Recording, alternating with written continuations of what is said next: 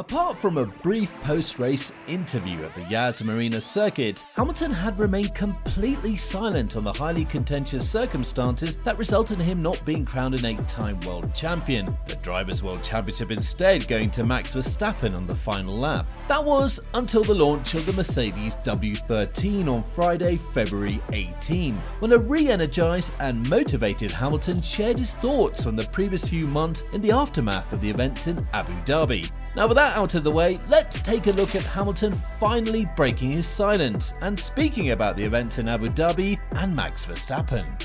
Now we've all heard the story before. Hamilton appeared set to clinch his 8th World Championship when Nicholas Latifi's Crash Williams required a safety car that allowed title rival Max Verstappen to pit for fresh soft tyres. Mercedes left Hamilton out on his old hard tyres, but the race was restarted for a one-lap shootout after lap cars between the two were allowed to pass the safety car. Verstappen then duly passed Hamilton, who yelled 4 corners from the checkered flag, "This has been manipulated, man." The remark was not broadcast on the global feed, but it was heard on Hamilton's onboard channel on F1 TV. Following the contentious finish to the Abu Dhabi Grand Prix, Hamilton made a few complimentary remarks about the new world champion Max Verstappen in the pit lane, but understandably, given the circumstances surrounding his loss of a title he appeared poised to win, he did not participate in any other TV or media activities that evening. A few days later, he made an appearance at a Mercedes event in Brackley to celebrate Mercedes' most recent Constructors' World Championship victory. Following that, he went off the grid, avoiding social media and thus not letting the world know where he was or what he was thinking. This winter was tainted by Hamilton's reaction to what happened in Abu Dhabi. He wouldn't be human if he didn't consider whether he really wanted to go through another tense battle like 2021 and risk having circumstances beyond his control determine the outcome once more.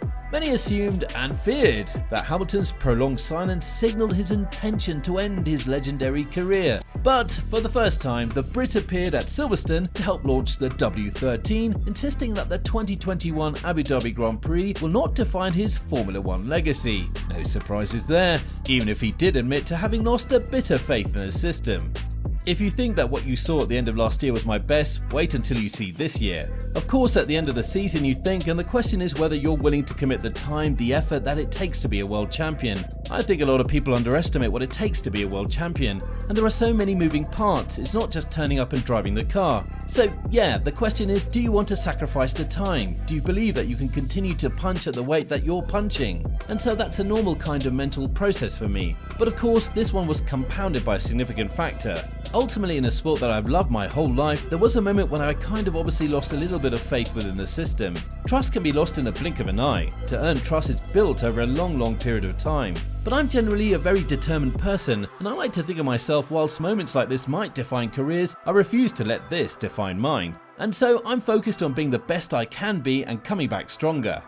Now, during the initial Mercedes launch, Hamilton stated that he had no intention of leaving the sport and simply wanted to be with his close friends and family during what he admitted was a difficult time for him. I never said I was considering retirement. It was obviously a difficult time for me, to be honest. I just unplugged, I switched off. I think that firstly, one side of it is, I deserve to be able to switch off at the end of the year anyway. I had my family around me, which was a rare occasion for us all to be together, and I just focused on being present with them. Obviously, it took time to digest what happened, which is still difficult to fully understand everything. But what doesn't kill you makes you stronger, so I put my focus into training, getting healthy, and enjoying the time off. Meanwhile, Mercedes team principal Toto Wolff stated that Hamilton's departure was never a concern of his. I was never concerned that he was leaving. Within the team, we knew that he needed to take time to reflect on things and particularly to understand how he would come back in the best possible frame of mind. So there were, on our side, no worries about him not coming back. I think what he did was absolutely right, to take himself out of the microcosmos of F1 and step aside, and black out socially, and he's come back in a great mindset. He's positive, he's determined, and yet again, adversity that was thrown at him will make him stronger, and as he said, it's attack mode. So, Hamilton's upbeat demeanour was palpable at the unveiling of Mercedes' 2022 Challenger. He had his first face-to-face meeting with the media since Saturday in Abu Dhabi, albeit via Zoom, shortly after the live stream unveiling. In typical fashion, he extended a heartfelt welcome after those weeks of silence.